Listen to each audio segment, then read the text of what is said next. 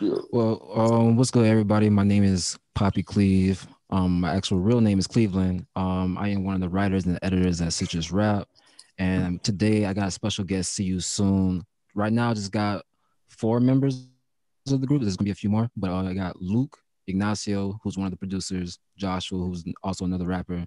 Yeah, we're just gonna chat it up today with y'all. How y'all doing?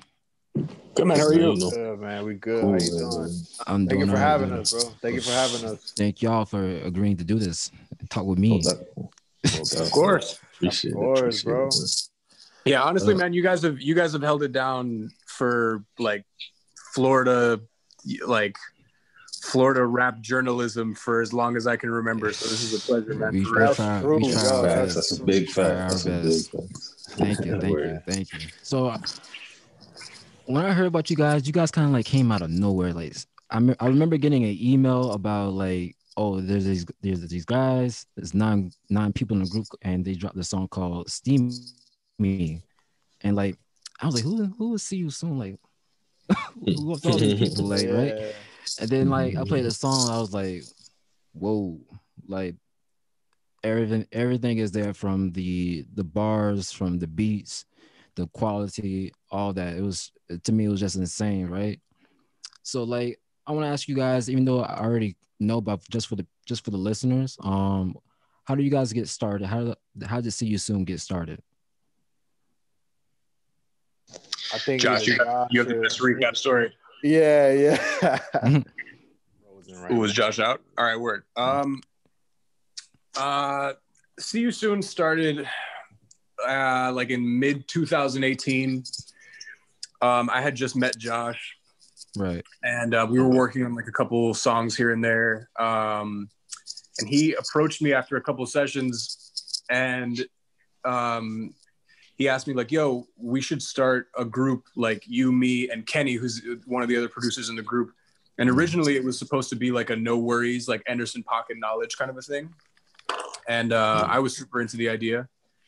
And shortly after, we had the idea to bring Maddie in, because Maddie's like such a capable singer, like such a talented vocalist.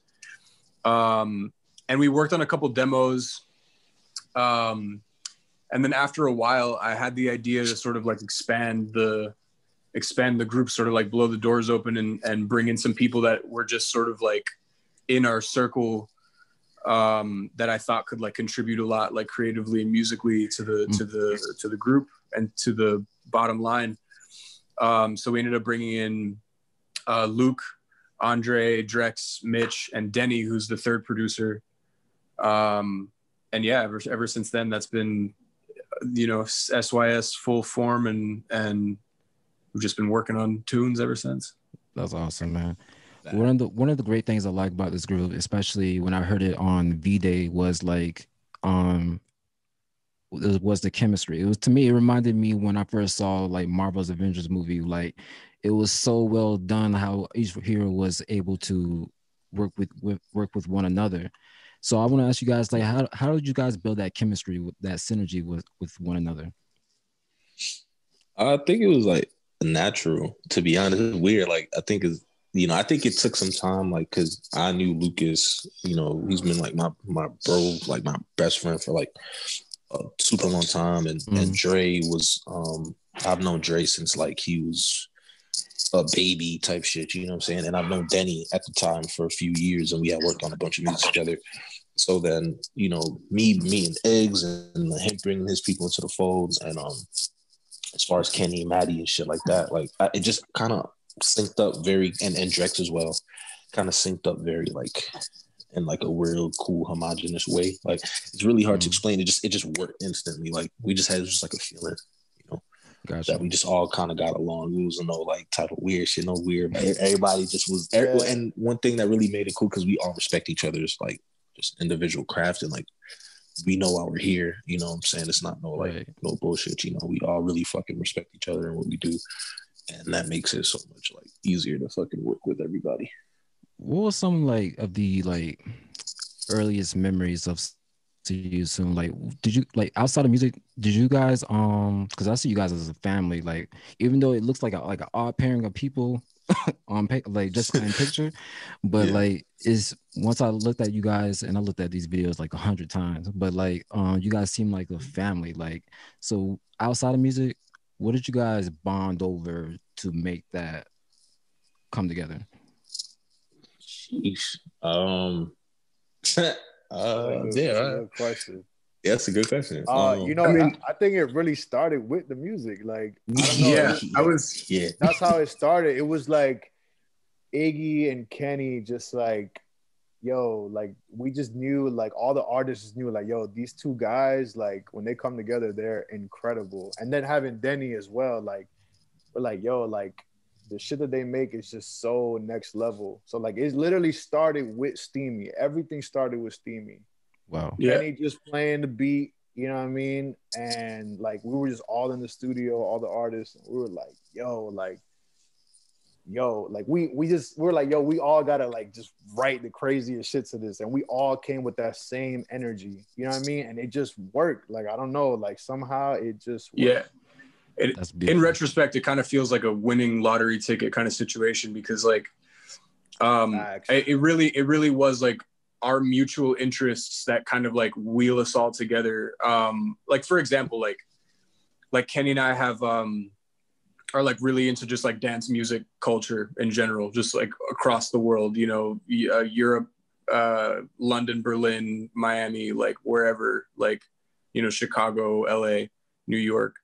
And that's like something that we feel like, you know, whenever we like show like the group, there's always like this mutual sense of like appreciation for like that culture, and like the same way the other way around. So like whenever Josh puts us onto like some cool like R&B shit that like me and Kenny haven't like, you know, didn't listen to or like haven't, you know, been put onto, like it's always like a sense of like appreciation. And whenever we go to hit the board for a new idea or a new song, I feel like we're never pulling from out of the same bag of tricks. Like it's always like a new thing, and it's like a multifaceted thing. I feel like it helps keep everybody really sharp, and it kind of like exposes us to one another, to each other's like strengths and interests and past, you know, and it brings us all closer and closer together, man. So it's all really just like a mutual love for the music and the culture,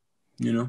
Well, I got a question for you, Iggy. You were just talking about some of the things that you were put onto with working with everyone. So what was like some of the sounds that you were listening to make the soundscape of the album? So V-Day was definitely like our most mixed bag for sure. I feel like Kenny and I, for a really, really long time, because Kenny and I had just come up off the heels of like a really rough year. Like 2018 was like not kind to me and Kenny for like by any stretch of the imagination. And we felt like we were really like underappreciated in our scene, and like what we were capable of doing versus like what was being put out there was like not indicative of like our skill and like what we really wanted to do as producers. And Kenny and I come from like the SoundCloud world, where it's like a lot of like producer oriented music, where it's like production first, beats first, always, you know? So like a lot of like the selection, you know, like film noir sound, Team Supreme, you know, like all that kind of shit. Like the 2012 up to 2015, 16 era SoundCloud is like the playground that me and Kenny were like born and bred on, you know? So like that's kind of like where we started pulling from, man. We really just wanted to try to put down beats that like were just not like, we're just very unorthodox compared to like the landscape of where hip hop is at, you know? And I think Kenny and I have like we have a big appreciation for like all the contemporary shit that's out right now. Like Kenny's like a huge like Playboi Carti fan, like Future's one of my favorite rappers ever. But like whenever we go to sit down and put a song down, like that's just not how we think, you know? We think like we try to really like push ourselves just as much as everybody pushes themselves to like put down like crazy lyrics to the music, you know? Do you think, well, not do you think, but how challenging was that just to even come up with? Because you're dealing with like 9 different artists with different sounds.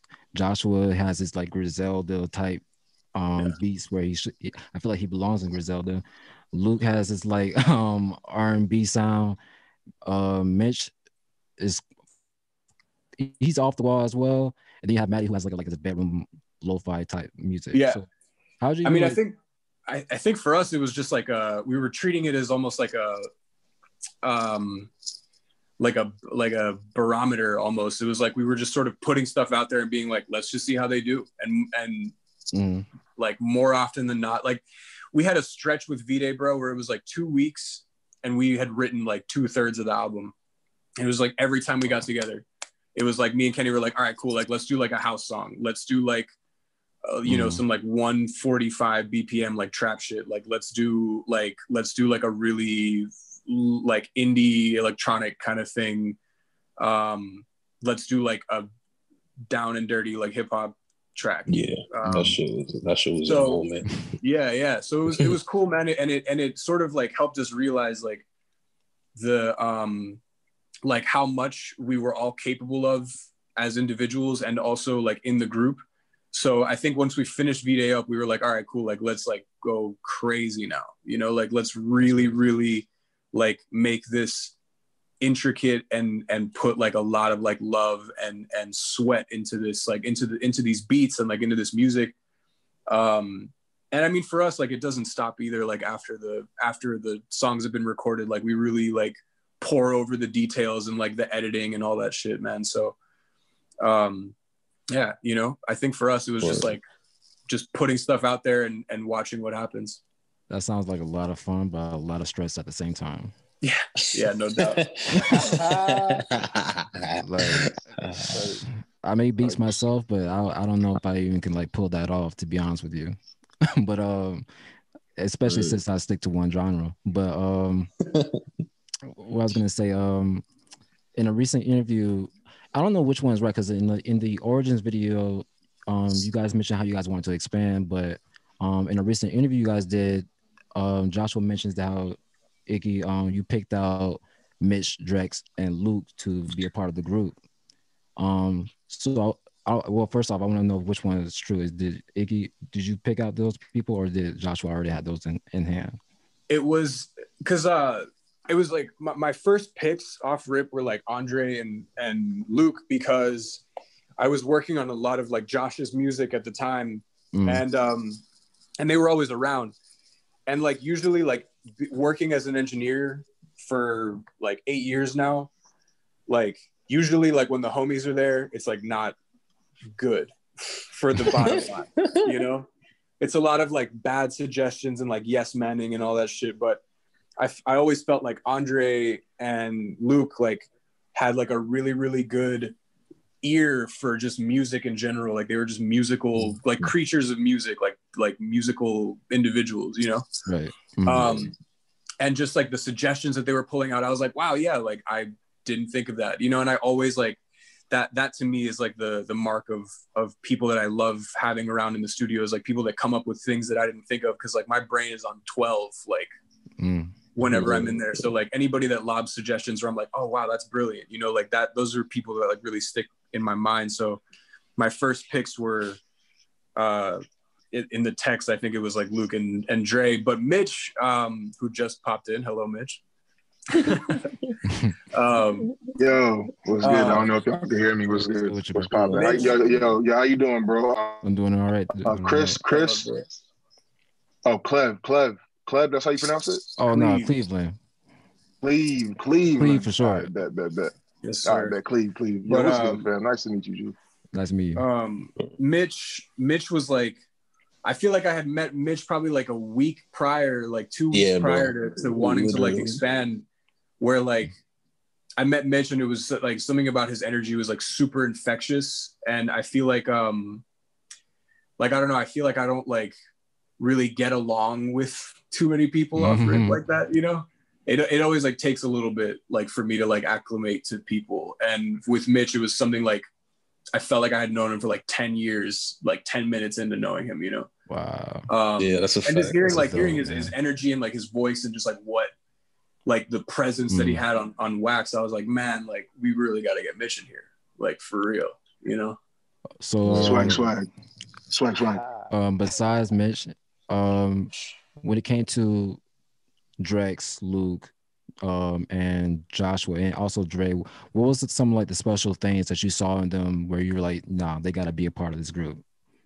Well, I mean, with Josh, it was like the other way around, you know, like Josh kind of like asked me to be a part of it, me and Kenny, you know, so I think it was Josh that saw something special in myself and Kenny. But I mean, you know, I've always thought that Josh was like one of the most talented people ever, like from the first session we ever had. So that was like kind of a no-brainer. I mean, Lucas, like incredible singer, like on like future Craig David shit, but can also spit like crazy. That's a crazy time. Andre's just like super like off the wall, and he's like very eccentric. Like I love like I can't really tell like where he's pulling ideas from most of the time, which is like really great. Like I love when I can't tell like what is making the machine move. Yo, Dre is for the kids, man. Drex I've known since he was like 17. Like I've known Drex for like a long time. So he's always been around, always been like crazy talented, and he was sort of like the last one to fit in the puzzle. And it was like a funny moment where we're like, we had Drex as like a feature on one of the songs, and he wanted to like get on another song, and it was like the singer like, isn't it weird having him 2 features and he's not in the group? And then everyone was like, why don't we just have him in the group? And then that was That's awesome. Thank God. I know, man. And that's another thing too, like, because all you guys are like already like have y'all had y'all careers going. So like, what made y'all want to go ahead and join in as a group when you guys already had something going on for yourselves? Bro, for me personally, I've always just been a fan of like collaboration and like fucking super groups, like and like and I think there's something that's beautiful in that. You know what I'm saying? So I've always been like intrigued by linking up with, you know, a few like just the coolest and most talented people, you know, coming together to see if we can collectively make something that, you know, is just untouchable, you know, which would also kind of spearhead our own personal stuff, you know what I mean? But really just coming together and like feeding off of each other. It's the synergy. I personally love shit like that, you know? That's and awesome. It's like a pleasure to like just do it with like, it's cool because it was like, you know, I had just met some of them, you know what I'm saying? And then I had only known like a few of the members maybe for like a couple months, but it felt like it said, like you just know these motherfuckers like your whole life, you feel like, you know, like, and it's really that lottery ticket shit for real. Like, yeah, after making some of the records, like we just knew, man, like we were just like, yo, like we have something here. And the chemistry like is undeniable, you know, like on wax. Like nothing sounds awkward, you know what I mean? Like like everybody sticks out in their own way, like a sore thumb, but like in a good way, in the best way possible. You know what I mean? So like after making Steamy and then making like a few records, we was like, all right, yo, like we got something. Like we gotta be a group. I'm gonna tell y'all one thing.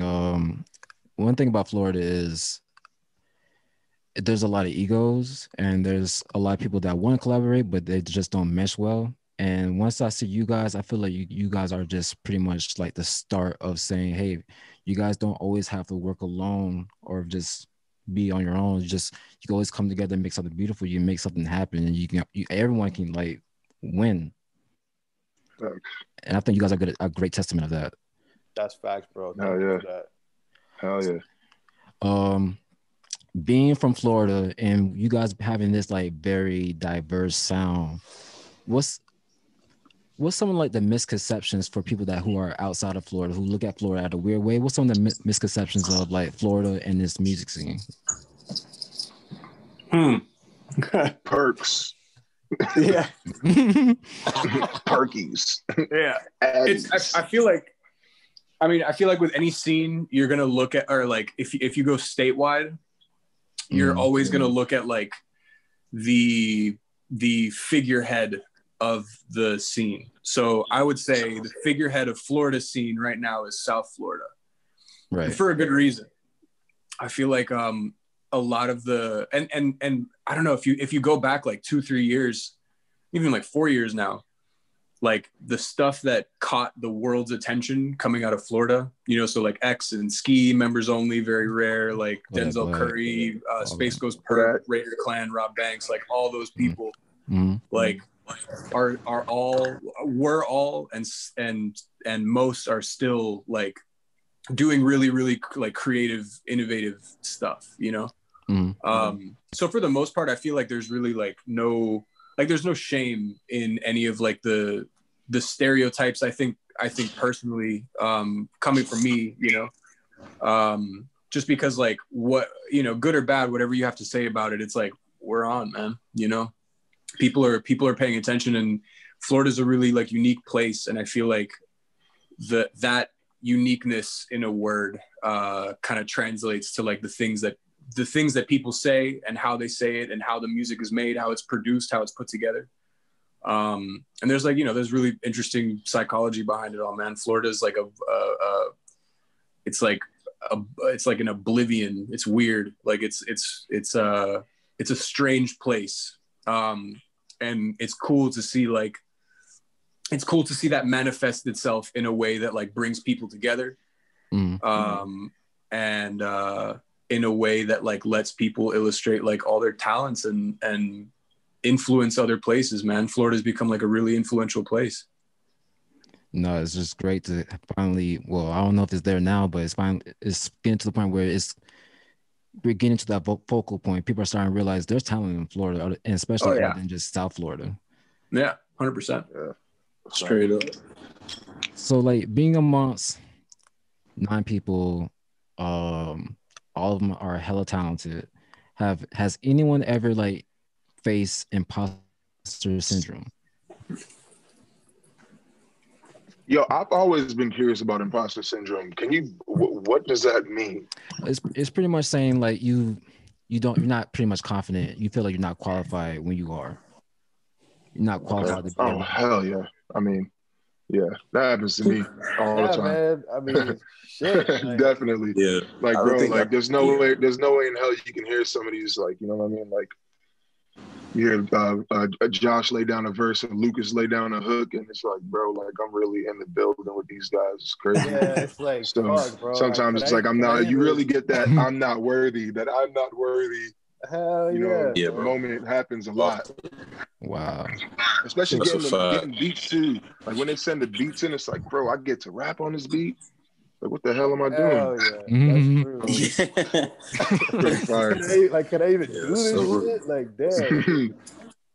Yeah.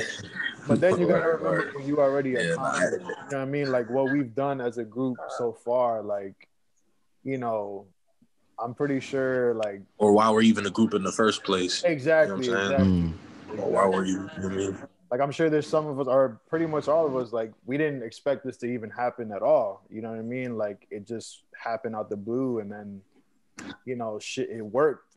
You know what I mean? So that says a lot within itself. Like,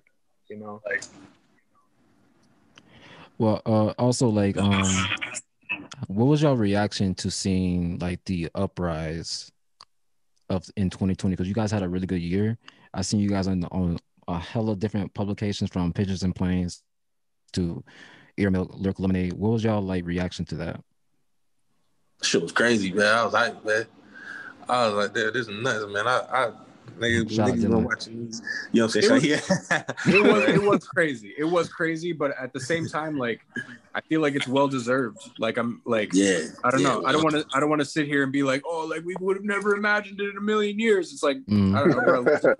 Like, listen to the music was crazy, bro. Listen to the music and tell me that, like, it was like an about time. Like, all right, it's about time. Yeah, hell yeah. You know what I mean? We knew, bro. We knew the quality of the music, bro. It's like, yo, like, there's no way that this shit's not gonna get noticed, bro. Like, no way. Especially coming from here, especially coming from Florida. Like, we just knew. Hey, man, there's a reason why y'all made it to our list, so. Appreciate y'all for that too. Much love. So another thing is, like, how often did you guys ever have to like rewrite a verse after you heard someone else's verse? Yo, we heard someone else's verse. I mean, yo, it's me personally.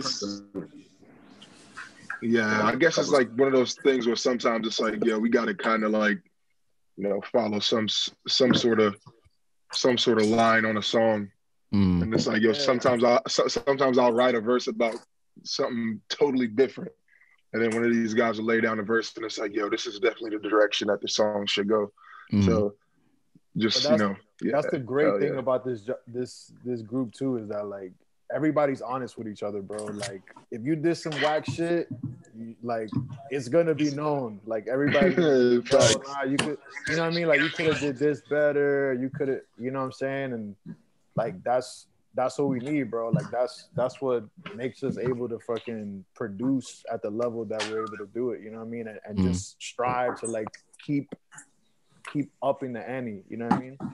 That's a fact. But yeah, bro, definitely, yo, a lot of perfecting, a lot of rewriting. Hell yeah, for sure. There was a moment, yo, for on one record, shit ain't out yet. But I remember hearing like I wrote my verse, had my shit ready, thought it was cool, right? Everybody else did their shit, and I went back and wrote that bitch like 3 more times. I was like, damn, bro. Oh man. You know what I'm saying? So it's definitely happened before, and like to Lucas's point, it's tight because we always keep it a beam with each other. We're not going to sit there and try to cap like, yeah, your shit is fire. If it's not, like, like, nah, I'm not feeling it. You should probably revisit that and also offer some type of criticism constructively. You know what I'm saying? Like I think you should go this direction, do this. So it's not just like, nah, it's whack, rewrite it. You know what I'm saying? Because of course you can do something better. It's all about us at the end of the day, bro. Like, I mean, we all gonna be on the song, so it's like, yo, it's all to the greater good, man. It's all for the greater good, which is the game. You know what I'm saying? Product, so, you know what I mean? And that leads me to my other question. Like, how do you guys choose which one goes on a song? Because when I'm listening to the album, it's like, man, everyone sounds perfect and like everything just sounds right. So like, how do you guys choose like who's doing the hook, who's doing the verse here, blah blah blah? Yo, shit. There's really like no like set formula. Whoever writes what first. Yeah. Yeah. Honestly, like this really interesting thing tends to happen more often than not, where like whoever it is that like dips their toe in the water first, like the song ends up telling us who goes where. It's weird. It's like really strange. Like as someone that like does a lot of like arrangement and like moving stuff around, and like we'll track someone for the intro, but it ends up being like second verse, third verse, like that kind of thing. It really is the song itself which sort of like retroactively dictates like, all right, like this is just the flow, this just feels good. So yeah, I don't know, it's interesting. Like the songs will give you like clues as to who will sound good where, and it's to the point now where like, whenever Kenny and I like produce something, we're like, oh dude, like Mitch is gonna go crazy over this part, or like Maddie's gonna go nuts on the second 16 or whatever, No, because I'm gonna take it back to Avengers again. It's like listening to this album and watching Avengers, it's like everyone had their moment to shine. Not one person was left out, like, or at least had a moment where it was like dull. So I think that's what really made V-Day dope, and that's what I wrote about too. But I've seen on a Reddit page where you guys said, well, it was you, Josh, where you said, I can't fuck with this. Well, I can't fuck with this. You said that was one of the most challenging songs to work on. Why was that? We have to fucking write that shit like 3 times. Or like 2-3 times. I'm not sure. I think, the origin of that song originally, I had laid down an idea for it the very first time. It was supposed to be something for my solo shit, but I was like, I think this production is so ill and like it's lush, and it kind of offered something different, collectively than we had just probably like done Steamy or like Every Time I Die. So I was like, yo, I think it'd be cool if we did this record or that record or whatever. So I offered that record up, and I had laid an idea down for it, but it was hard really to kind of like, I guess, follow suit with specifically what I was writing about and shit. So we ended up just saying like, oh, fuck that, we just gonna scrap what I had and we're gonna start from fresh, right? So we started from fresh, and second time we did it, shit came out whack again. So, you know what I'm saying? And, you know, we kind of just like put it to the side a little bit, started working on more records or whatever. And then, you know, tab Lucas to kind of, to see if he can fucking write something to it, like, again, and get some shit. Yeah, it was Lucas that broke the glass ceiling. He broke the fucking, he really opened the box up. He really opened the Pandora's box. And it was so dope. And from that moment, once Lucas hit it, it was like, oh, okay, everything else is easy now. Yeah, like, it was like a floodgate. It was awesome. Yeah. Why would the beat sound different? Yeah, for sure. It really, it really became. It sounded like a different. Yeah, it became one of the more like frustrating records to my favorite song. And the reason why, I guess, I'm not sure why it was so hard for us to like, I guess, write it, or why it took us so many tries at bat. But I probably chalk it up to like just repetition, you know, and knowing when something feels right and when it doesn't feel right. And, you know, we knew exactly what felt right when it happened. And that's when Lucas hit that bitch and floated that motherfucker.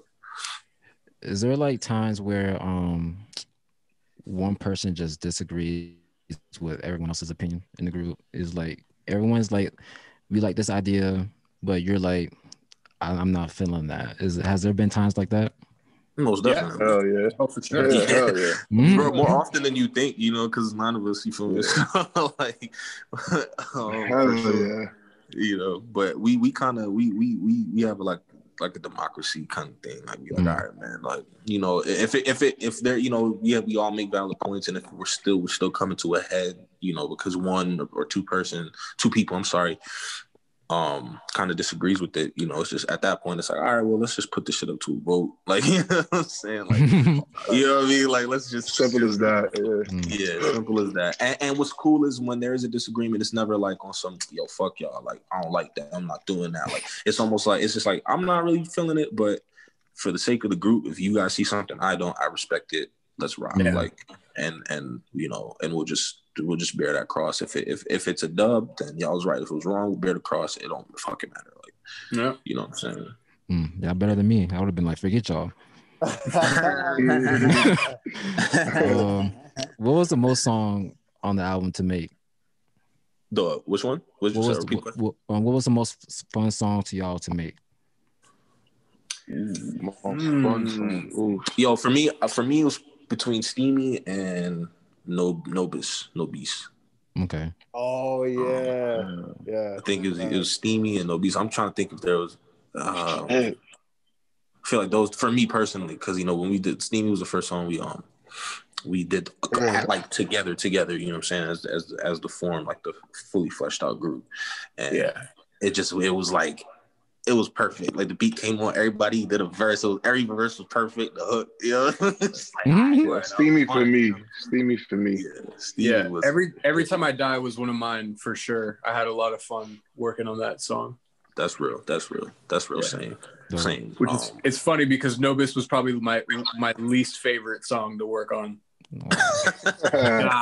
Why is that? From an engineer. Well, it doesn't help that most of the tracking took place like after 3 a.m. So that you know, it always makes things a little difficult. But there's the fact that it was like a dense 2-part song, and it was just like it was a lot to capture. I don't know. I feel like it was a lot to put down on wax, like. And by a lot, I don't mean like the quantity of what we recorded, even though it was a lot, but it was just like a big feeling, you know? And for that, like, I feel like there is a lot of effort that has to go into it. There's a lot of like, you got to like think if you're like a part of the production or engineering staff, you know, in any project, like any, you know, and there's a lot of songs that like come out easily and it's a big feeling or whatever. But for that song in particular, like it was challenging. It was really challenging. It was a lot of like, we finished that song at like 6 a.m. I think like was the last like, wow. All right, we're done. We finished it. We tracked it. It's done. It's recorded. So it was just like one like really, really long night. And it was a lot of work, you know? That's definitely probably like the most rewarding song that we did, because it was like Iggy said, like it's so dense. There's so many layers. So like, yeah, for me, that was probably my funnest. Just cause like I appreciated that song so much because I know like when we got the beat, when I heard the beat, I was like, yo, I don't know like how we're gonna do this shit. I don't know how we're gonna That was actually right. That before we finish, Luke, that was actually just like it was in the same fucking boat as I Can Fuck With This. Nobis and I Can Fuck With This, like for real. But yeah, keep going, my fault. Yeah. But I feel like at least for me, like Nobis was like more intimidating. You know what I mean? Because it was just so much going on. But yeah. So that was like the most rewarding song I could say, and now probably my favorite. And yo, Lucas is Lucas is 2 for 2 on that shit, man. I swear to God, bro. Because even with when the switch up comes on for Nobis, like, right, this nigga just fucking came up with some. It was like, yo, what the fuck, yo, some immaculate shit. What you smoking, man? Like, yo, what you, yo? Let me burn some of what you got, bro. You going crazy right now. He really like you went crazy on that shit. It really gave me like such a punk rock. Yeah. The song. I always say Circus Survive because I love that fucking I love some of their songs and it kind of it reminded me. Yeah, for sure. Yeah, man. Even on Blue Core, like Luke, your vocals on there when you came in that hook.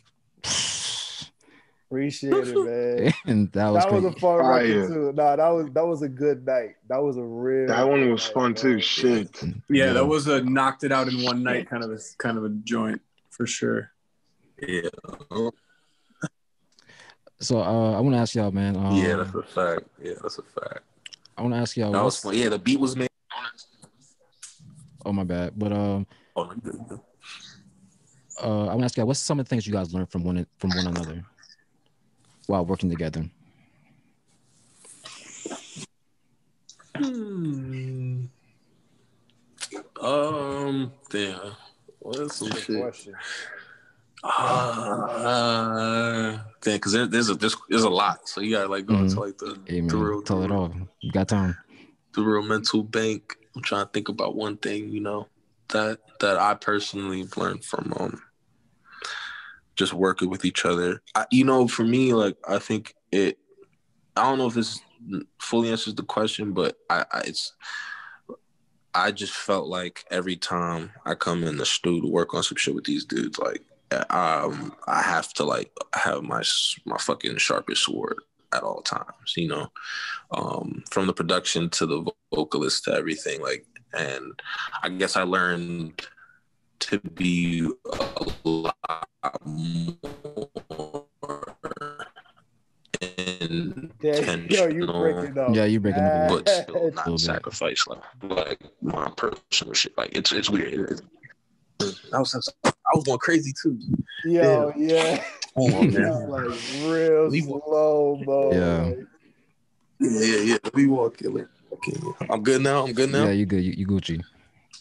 Josh, oh my God, what was that? Light or something, though. Yeah. I'm back, baby. I'm back. Nah, but I was saying, I think one thing I learned, or at least I go saying, I don't know if it really answers the question, but just being around everybody allowed me to really just stay sharp at all times. It can't really come weak type of bullshit and I guess what that taught me or what they taught me was that always just stay on your square, be as intentional as possible without sacrificing too much integrity, but right, just be as creative and just you know what I'm saying, for sure. 100. I could second that. Yo, definitely just being just trying to be as sharp as possible, and work harder, legit. That's one thing I learned, especially from the producers, just the effort that they put, bro, in making the soundscape for See You Soon. It's just work harder, you know what I mean? Legit, sometimes it's good to be hard on yourself, you know what I mean? Just so you can put yourself at the highest standard. Mm-hmm. You know what I'm saying? Yeah. So I think that's definitely one thing that I learned from everybody. Just just work harder, and also don't be too married to your ideas. because just because you think something's dope, like, you know, the people that really care about you around you, like, yo, they might see something that you don't see.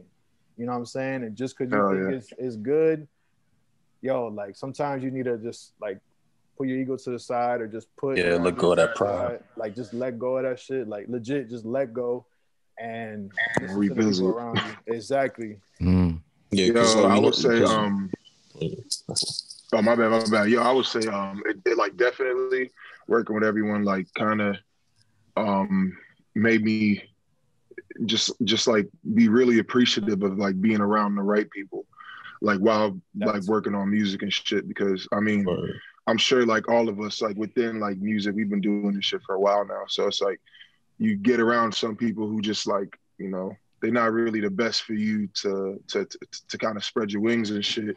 So just like being present in the moment and just knowing that, like, you know what I'm saying, we safe with each other and shit, and we just gonna keep pushing each other to the top. And yeah, just being real appreciative to be around like the right people and shit.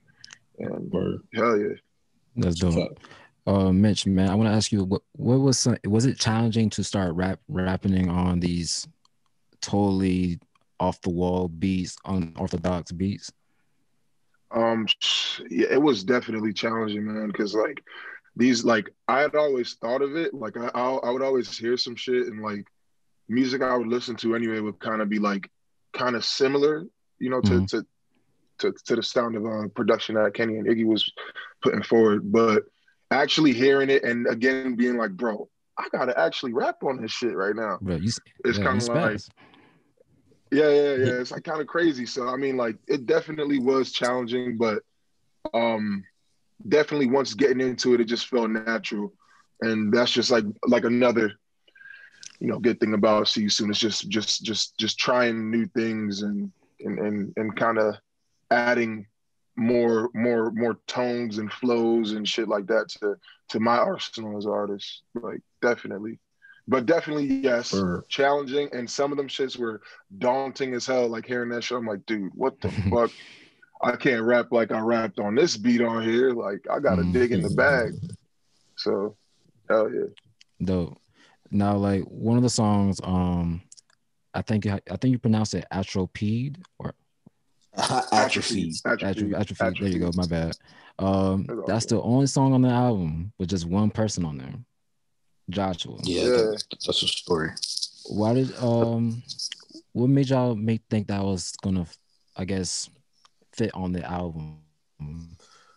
Why just give low key Joshua that was the first stage? Low key that was the first See You Soon song. Yeah, literally, that's the first.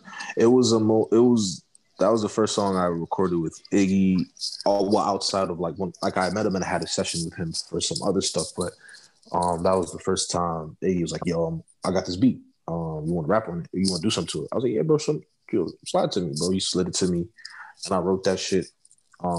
Then me and Dre pulled up to the studio and I tracked it. And initially, obviously, it was going to be for something, for some personal shit. But I remember talking to Eggs. It was funny, I had a story in the end, and I knew it was probably just, should definitely hold off on it. I was talking to Eggs. I was like, "Yo, man, I think I'm gonna put this on this project I'm about to put out." And he was like, "Nah, bro, don't touch Atrophy. We gonna do some Atrophy." And I was like, "All right," you know what I mean? Like, and then you know what I'm saying, and then it ended up on the album. But at first, it was actually gonna be myself and Maddie had wrote something to it as well. But there was a whole story, and like Eggs can probably go more into as to why like that didn't really happen. Like it's a long story. About files getting fucking just placed on. Long story short, I went to LA with like all of the very first See You Soon songs in my computer and my hard drive. And then my computer and hard drive were stolen. So so we had to kind of like finesse Atrophied back into the fold. Like we had to work with like what was essentially like a mastered version of like the rough mix that like, there was like the first mix we ever did. And it was like what we got after we finished recording it, and we just had to get our mastering engineer to like finesse it as best as possible. But you know, that's how it goes down sometimes. And I guess we felt confident putting it on there with just me because the way it flowed from Blue Chord into Atrophy, it's almost similar in sound, and it almost like opened up like a different color of the same vibe that Blue Chord was, just like a different. It's like it's little brother or some shit. You know what I mean? Yeah. And I think it being there helped bridge between the more like, you know, dancier records that we had from at the jump to the more like intense records like 3001 and Steamy and Every Time I Die and Shut Up. You know, like I think it just served as that like little bridge or moment where it can like go from this moment to the next one. So yeah. Dope. Also, like I had to listen to that song at least 100 times just to get it, and I still don't think I got it. I still don't think I get it either, bro. I'm not gonna keep. I ain't gonna hold you. I mean, I get it. You know what I mean? But you know, it's open for interpretation. You know what I'm saying? Like, it was really like a free verse that I think just I just put together, and I just liked how it sounded. You know what I'm saying? And there was definitely some concepts and shit I was touching on there for sure. You know, but it wasn't like one specific thing. I think it was just a multitude of like. Well, I want to ask you, like, were you going through like some dark times? I just moved back from Tallahassee, and you know, I was kind of, you know, I just finished school, and I was like back home. I had to move back home. I had no choice, you know. And I kind of didn't know what I was going to do at the time, with music or whatever. So I think a lot of the things that I was saying kind of reflected maybe the state of mind that I was in. But there was still like. In that though, there was still lyrics or vibes that I sprinkled in that had like a hopeful feeling, a hopeful like kind of hopefulness to it. You know what I'm saying? It's just at the moment it was, you know, it was kind of tough, you know, not knowing what the fuck was gonna happen. But you know, so sure enough, along came fucking See You Soon and shit, and that shit kind of brightened shit up for sure. You know what I mean? Something to really believe in and put everything into. But yeah, during that time, yeah, it was definitely a situation. You got you know, pressures outside of yourself about trying to, you know, accomplish certain things, you know, and just not sure how you're gonna do it. But big facts, you know. big facts. And what's good, Drex? Yo, my bad. I'm driving. Oh no, you good. But see, I know you guys. I noticed you guys work with Caitlin. Well, not work with Caitlin Ellis, but you guys are under, I think, the same management, or I believe that's family, man. That is family. Big right, fan, so and he's hella fire. But yeah, I hate that dude. Wait, why you hate him? You know, he hates his effort, and I'm playing. I don't know. Jex is funny. Would there be any future collaboration with Caitlin Ellis? I want to know that. Yeah, I think so. Oh, without a doubt. Yeah, 100%. All right, 100%. Yeah. Is he gonna be on the U album? Ooh, nah. Or is that too early? We keeping that album a little more tucked within ourselves and shit. There's probably be some other shit. You know what I'm saying? I thought I was gonna get an exclusive. Yeah. He was fishing for it, dog. It's all good. All right, bro. That's way too industry. That's way too industry to hear him be like, "Yo, are y'all just on the same management?" Like, I forgot about that. Yeah, that's a fact. We definitely what was like the process of making Fever? Because like I wrote about how it's like a brain melting song, like the way you guys pitched down Drex's verse or distorted it, and also with Mitch, how he just popped right in there right in the beginning. I felt like I was going through like a vortex of like sounds, like I was in the Matrix or something. And like, so I just want to ask you, what was the process of making that? Tricks. Yo, that shit was fucking on the fly too. We did that month. It was crazy. Like that was one of those special season moments, bro. Like where we were in the studio for some. I think Dre had a session. I had a session that day. I don't remember, but like after we finished up, it was like, yo, son, like I think I want to do something with this beat. So he played the beat. It was nuts, bro. So we we just was like, all right, bet. And then Drex pulled up like for like a minute. Bro, I pulled up. I was trying to stop by and grab something, and then 15 minutes later, we had a song. Like Iggy was playing some beat. Actually, we're about to go to me and Iggy's about to go shoot the clip right now. But basically, he was playing some hard ass beat he made, and then Iggs would like drag acapella sometimes onto the beat, and he dragged Mitch's cipher verse on there, and it just sounded crazy. And then Josh ended up dubbing it, and then I laid a verse real quick, dipped, and then we had a whole song. Yeah, that's fire. That's fire.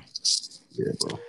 Yo, so when it came down to like the music videos from Steamy, Every Time I Die, and I believe Shut Up, like they're all like very cinematic. Do you guys think you're gonna start making like actual like film music videos that are like films? You know the short not documentary but short films? Yeah, it's definitely something we've talked about doing. We're definitely gonna do that shit in the near future, hopefully. This next album we're working on. Just because I feel like, those type of visuals are like the greatest, kind of gives the viewer and the listener like able to merge both worlds, you know what I'm saying? Kind of step into our world and see what we see when we made the shit, you know what I'm saying? Like for the most part, or at least delve into what we like picture it looking like via like some type of short film or something like that. Yeah, it's definitely something that's piqued our interest for sure. Dope. So I believe I'm done with all like my music questions. So I'm gonna get to some like individual like tidbits or questions or whatnot. First off, Drex, how was it like to be on stage with Travis Scott? You can't prove that. I can't prove that, brother. I can. I can too. That's a story. My bad. That was cool, man. Definitely the coolest thing I think I've ever done in my head, at least. I don't know. That's like one of my biggest inspirations. So to like be, 2 feet away, he's like got his hand on my arms. The way that shit went down, like I basically was trying to do that Rolling Loud, and then that didn't work out because it was just chaos. So then a couple weeks go by, and then now I'm in Orlando, and I told everybody I'm gonna do it, and everybody's like, no, you're not. And so then somehow, because of Dylan, shout out our manager, I wound up backstage for some dumb reason, and then we were watching it from behind the scenes. We were with Smoke Perp low key, like in his trailer or some shit. And then he got a call. This is right when he got signed. And he got a call, and like his dude came in and was like, hey, Trav's on the phone for you, gave the phone to him. And then like 20 people who were back like in his trailer thing or whatever walk over to Travis's, and now we're all just waiting outside. And then they walk on stage and the show starts. So then we're just kicking it, watching the show from behind. And I had already told myself I was doing it. So then some fire went off. The security guard people turned around. I had to like hop up this like, it was like 4 foot tall thing. I jumped on it. One of the security guards saw me. I hit him with a swim move from my football days. And then the rest is history. I just remember being in midair and then like getting laid out by this like, by this big ass security guard. And that's all I remember. And then I just heard, whoa. Stop this shit. It was like Trav's on his auto-tune shit. And then, then the next thing I remember, I'm being picked up, and granted, I'm not in the best state of mind, like from not only the adrenaline, but all sorts of shit. And then I think I found a way to fuck this up. I'm like, oh my God, I thought he loved the shit. All right, straight. My bad, I'm driving. So basically he's picking me up, and he's like, I'll show you how we deal with people like this. And I'm like, what the fuck did I do wrong, bro? I thought he fucked with this shit. And then off the mic, he's like, yo, you got this shit? And I was like, oh, hell yeah. I was like, bro, you're the reason I make music. Like, of course. And then on the mic, you hear him. He's like, you ready? And so we're just talking shit back and forth. You'll see us. And then it was nuts, bro. I was like, definitely the coolest thing I've done. All right. One more quick question. Do you still want to go to space? Oh, for me? Yeah. These are great questions, by the way. Where are you? Hey, man, I do some intense research, man. Nardwar, bro. I don't even be tweeting or nothing. Hell yeah, that's like I think my life's goal. I'm sure you probably knew that if you knew the space question, but yeah, I think I think if you gave me the opportunity of like a one-way ticket to space, and like you can either go or you're not going to get to ever go to space, I'd definitely take it. So yeah, I'm going to go to space. Dope. Mitch, I noticed that you're on Twitch and you also play a lot of Pokemon. You're also a Nintendo fan. First question is like, what's your favorite Nintendo games? We're gonna start that off first. What's your first, not first, but your favorite Nintendo games? Pokemon, easily. Pokemon's my favorite game ever. So that's my favorite Nintendo game is Pokemon. What's your favorite Pokemon? Let's go. Gengar. A motherfucking big ghost. The big ghost. Yeah. Yo, now you show him the tab, bro. You gotta tap. Oh, look, he right here. Hey, yo, he never too far away. You know what I'm saying? Nah, this is on my table, man. I don't just walk around with this guy, but he's just on the table. He's right here. Yeah. Do you have any Pokemon cards that you cherish a lot? Oh, any that are worth a lot? Oof, right now, any that you cherish. Damn, I don't really have any like. I mean, I collect all of them. I mean, I have favorites and shit, but like, damn, man, I don't know. You gotta get Kenny in here. Stay was my favorite. Yeah, Mm-hmm. Me and Kenny is on the hunt right now for these rainbow rare cards.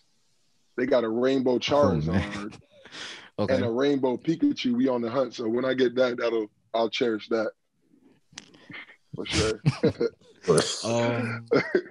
How do you feel about the DMCA cracking down on Twitch streams and about like music copyrights and all that stuff? Oh man, yeah, that's actually something I've been like looking into too.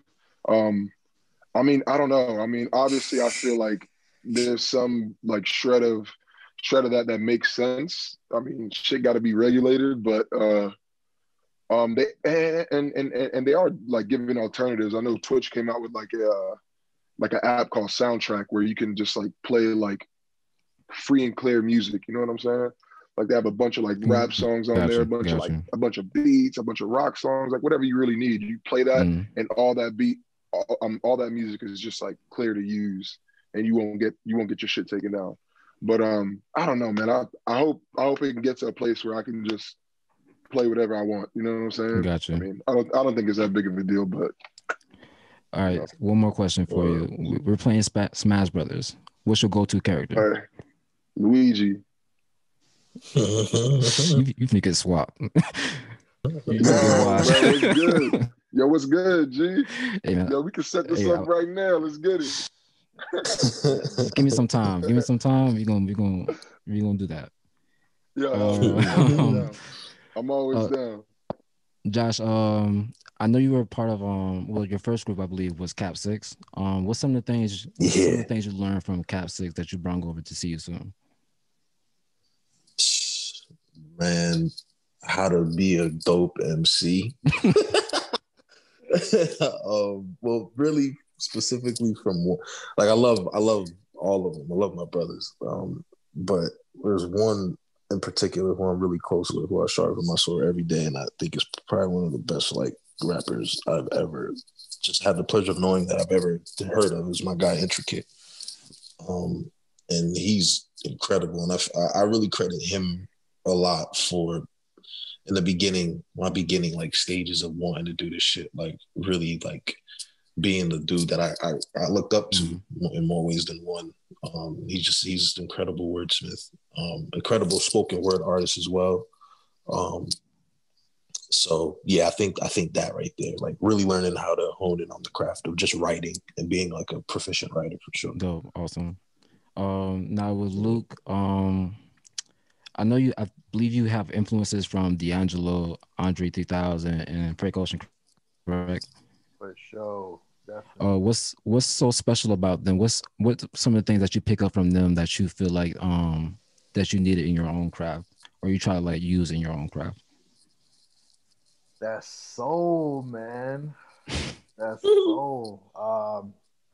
Yeah, I mean, for me, I realized that my singing voice is in my opinion, like sultry. You know what I mean? Like I have accents of like raspiness and sultry. So like,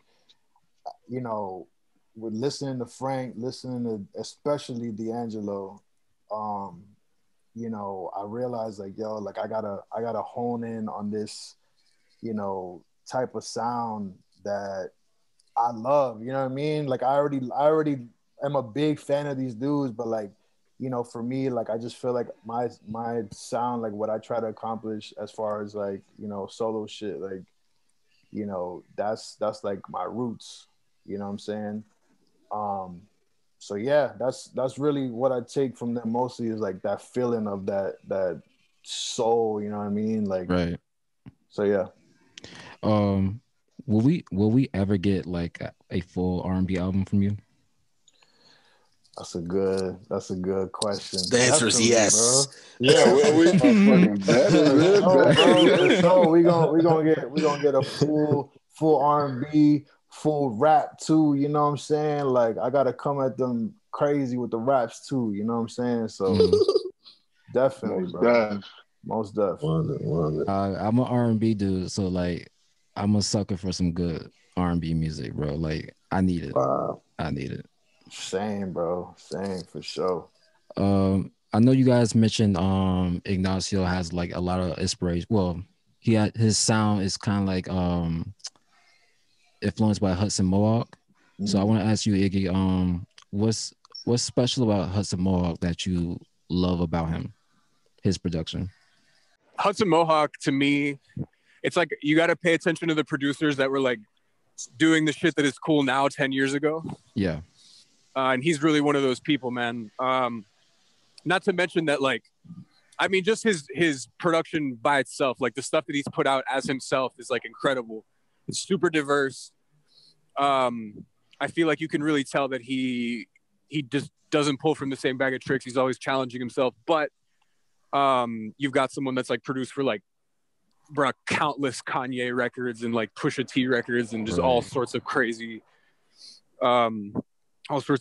He put out like 3 albums during quarantine, like 3 15+ song albums. Like he's a prolific artist, man, and he influences me a lot.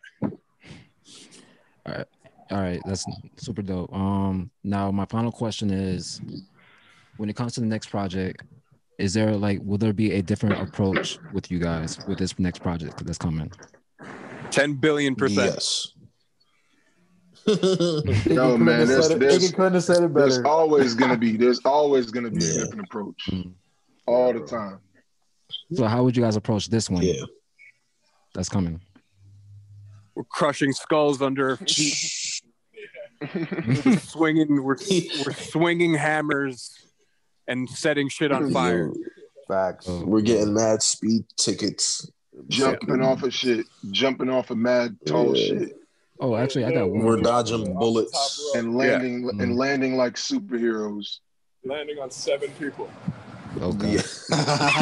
Do be like Miguel and bring somebody on a bitch. That's a fact. Don't hurt that poor lady. What I was gonna say, man, I forgot. I lost my train of thought. But any last like shout outs you want to give out or anything you guys want to say? Shout out my manager, man. Shout out my producer, buddy. Managers, man. Damn. Stupid. Iggy beamed up. Nah, shit, man. Shout out you, bro. Thank you, bro. Oh, yeah, these were fire questions, bro. Sure, bro. Yeah, you snapped, man. Thank you.